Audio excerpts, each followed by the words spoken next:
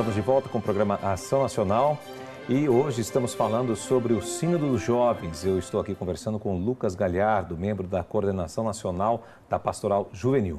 Bom, Lucas, é o seguinte, você falou que você foi para o Sínodo como um auditor, né? Pelas informações que a gente obteve, o auditor não lhe dá direito a voto no Sínodo, mas lhe permite emitir aí sua opinião dentro dos grupos de debate e também apresentar suas ideias em assembleia. É isso mesmo? Como é que era seu trabalho lá dentro? Exato.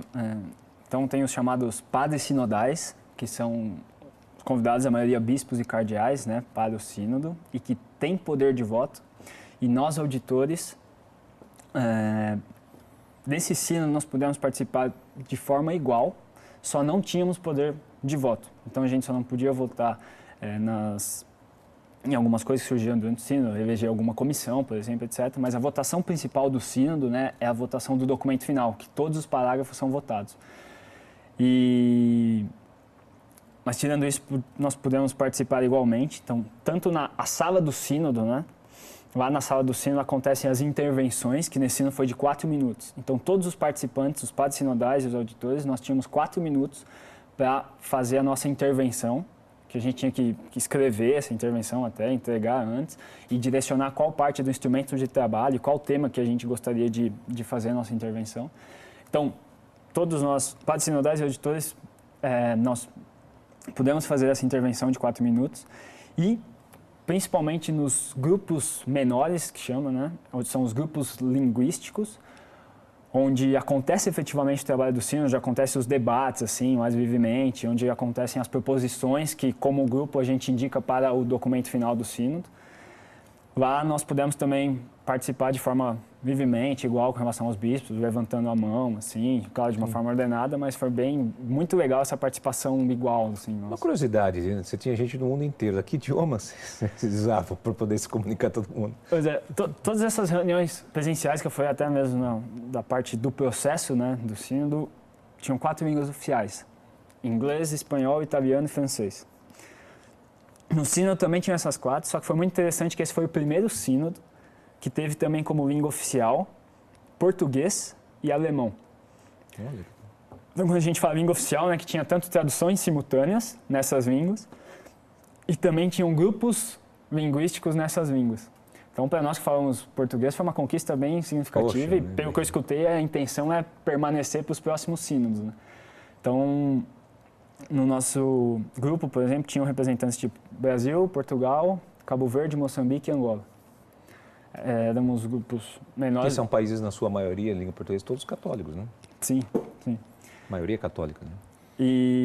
Então foi bem legal eu mesmo antes, né, do sínodo estava pensando, poxa, que língua que eu vou preparar meu discurso, né? Talvez, não sei, melhor inglês, melhor espanhol, não sei, mas aí quando tinha português, foi, poxa, aproveitar a oportunidade também. Acho que nós, em geral, nos expressamos melhor a nossa língua mãe, né? Então foi uma oportunidade muito, muito positiva, assim, também de poder usar o português mesmo. Sem dúvida. E por que deste lema, os jovens, a fé e o discernimento vocacional? Olha, por que desse tema, realmente não sei dizer, assim, o que inspirou o Papa Francisco. Mas eu escutei uma coisa muito interessante, assim, durante o sínodo, mais de uma vez até, que não sei se é fato ou não, mas algumas pessoas enxergam com uma certa relação, principalmente o último sínodo da família e também o sínodo da nova evangelização, né? Tá. Até mesmo a questão da própria exortação apostólica Evangelii Gaudium, depois a Amoris Laetitia, né? Uhum. E agora, não sei, o Papa não decidiu se vai escrever uma exortação apostólica ou não, mas principalmente com relação à família, né? Eu escutei, por exemplo, claro que poderia se falar dos jovens antes da família também, mas eu acho que realmente tem mais efeito se falar da família antes e agora falar desse tema, né?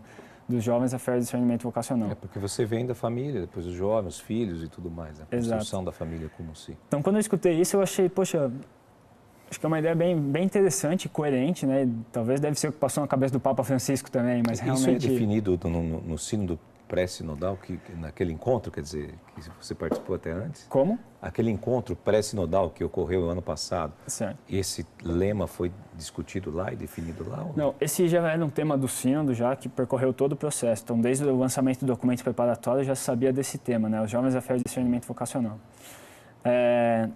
Bom, pelo que eu percebi, a intenção acho que do próprio tema do sino vem do Papa mesmo, né? Ele que convoca, etc.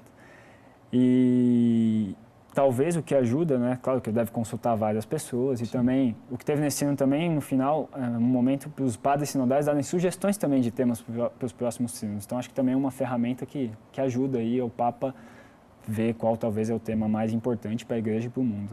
Sim. Bom, um dos assuntos que foram discutidos lá é a questão das mulheres, né? E eu queria chamar aqui um VT, que as mulheres se juntam a bispos e jovens para participar do sínodo. Vamos ver isso aí. Enquanto o sínodo tem se concentrado principalmente em bispos e jovens, há também mulheres religiosas que estão participando e acrescentando sua voz àquelas dos homens. A irmã americana Sally Hodgdon é uma dessas mulheres. Como superiora geral das Irmãs de São José de Chambery e vice-presidente da União Internacional dos Superiores Gerais, ela se perguntou como seria entrar no mundo dos bispos neste mês. Na verdade, fiquei surpresa, muito feliz, surpreendida com a abertura e a disposição de dialogar e ouvir os jovens. Eles estão realmente abertos às novas ideias. Alguns bispos e cardeais estão compartilhando ideias muito novas sobre como os jovens podem se engajar na igreja e ajudar a levar a igreja adiante. Então tem sido uma experiência positiva em geral. Ela afirma que há igualdade para todos os gêneros e posições durante o sínodo, mesmo que ela seja incapaz de votar como mulher. Um exemplo disso são as intervenções de 4 minutos que todos podem oferecer.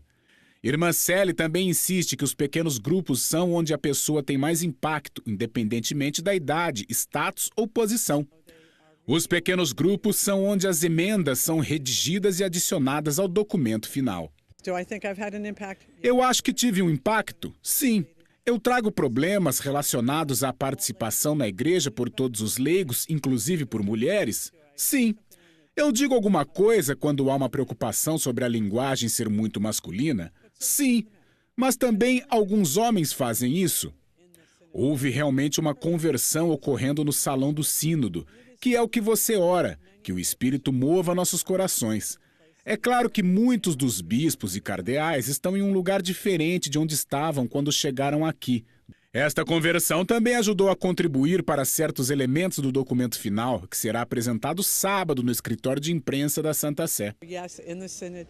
Sim, no documento do sínodo haverá detalhes específicos sobre como incluir os jovens mais na igreja, conselhos de juventude a nível nacional, diocesano e internacional, deixando os jovens liderarem em certas áreas. A questão das mulheres também estará lá. Sim, tudo isso será mencionado.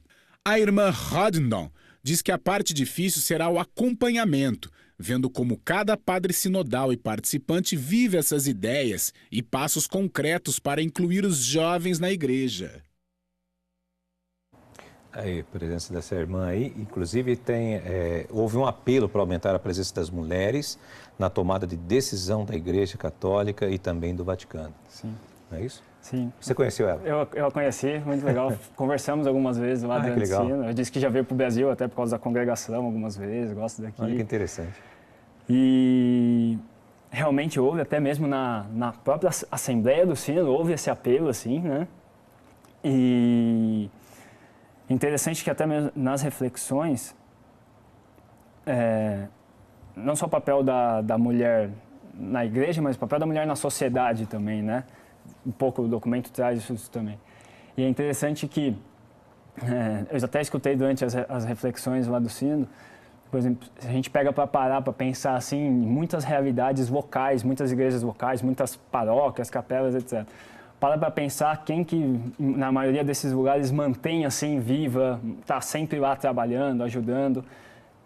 Na realidade de muitos, a maioria são mulheres, né? Que estão lá presentes, sempre à disposição, sempre trabalhando nas atividades, eventos, nas festas das paróquias, nas pastorais, etc. Então, foi uma reflexão interessante de ver o quão importante é o papel da mulher, né? E principalmente procurar agregar de forma igualitária, mas procurar engajar mais as mulheres nesses papéis de decisão que são muito importantes e com certeza a contribuição delas é muito valiosa. Muito se discute, né? Já ouvi falar várias vezes, por que não tem sacerdotisas na igreja e tudo mais, né? É uma coisa que tem se debatido e falado em relação a isso. Mas, como você mesmo disse, existem as realidades locais, né, de cada país, de cada costume e cultura de outros países, que é muito complicado para o Vaticano tomar uma decisão. Acho que é assim a partir de agora e pronto, né? Tem que levar isso em conta. Eu senti muito isso no sínodo, muito. O sínodo foi para mim um grande exercício de discernimento, no sentido de como contribuir, como representar da melhor forma como possível. Como entender a igreja? Também, porque eu participei das etapas do processo, já tinha sentido esse espírito de mundo, de igreja, aumentou muito minha visão, assim. Mas no sínodo foi onde eu senti mais forte essa diversidade cultural, essa diversidade de realidades do mundo, né? E realmente, frente a todas essas diferenças de contextos, é muito difícil se fazer um trabalho, foco em especial num documento. É muito difícil escrever um documento como esse, né, um documento do sínodo, porque você não pode dizer assim, por exemplo, receita de bolo pronta, porque funciona muito bem uma realidade, mas tem outras realidades que são contextos totalmente diferentes, culturas totalmente diferentes. Então, existe esse grande desafio. Por isso que muitas questões, né, apresentadas no sínodo são diretrizes gerais, linhas gerais, assim, principalmente para ajudar no nosso discernimento nas realidades locais, né?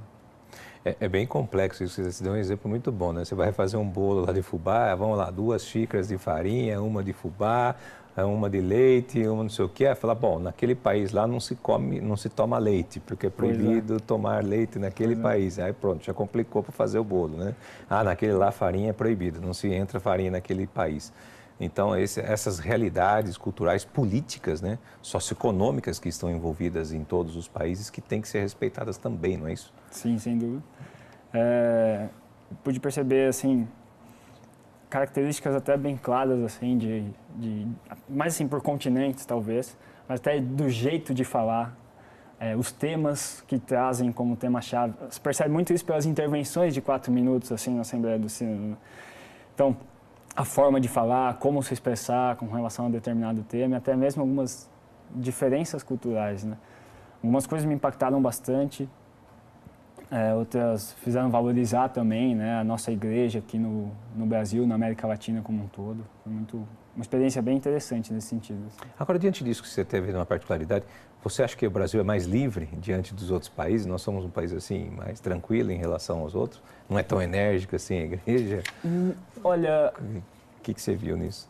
Eu acho que a igreja no Brasil é uma igreja assim, apesar de todos os desafios, é muito viva. E eu pude perceber assim, algumas coisas que me tocaram muito da experiência, tá? Por exemplo, escutamos lá durante o sínodo testemunhos de, principalmente, irmãos do Oriente Médio, assim, que ainda a questão da perseguição aos cristãos lá é muito forte. Então, foram testemunhos bem fortes, assim, de pessoas jovens que são mortos, assim, por não negarem a sua fé, sabe? Me fez pensar bastante no privilégio que nós temos aqui no nosso país, em especial, de poder viver a nossa fé. Ser cristão. Ser cristão, independente da religião que você viva, nós temos essa liberdade, né? De poder viver, de professar a nossa fé. É um privilégio que a gente deve reconhecer. Outra questão cultural, assim, por exemplo, acho que na última sexta-feira, na sala de imprensa lá, um bispo africano disse que se aparecesse, por exemplo, o termo LGBT no documento final do sínodo, ele ia votar contra, porque o instrumentum laboris foi a primeira vez que apareceu, né, o termo no documento do Vaticano. E ele disse que, assim, não sei detalhes, né, mas ele disse que, por exemplo, para a cultura africana, não tem muita abertura, assim, não sei se todos os países da África, tá, mas pelo menos para a realidade dele, não tem uma abertura muito grande para se discutir alguns temas assim.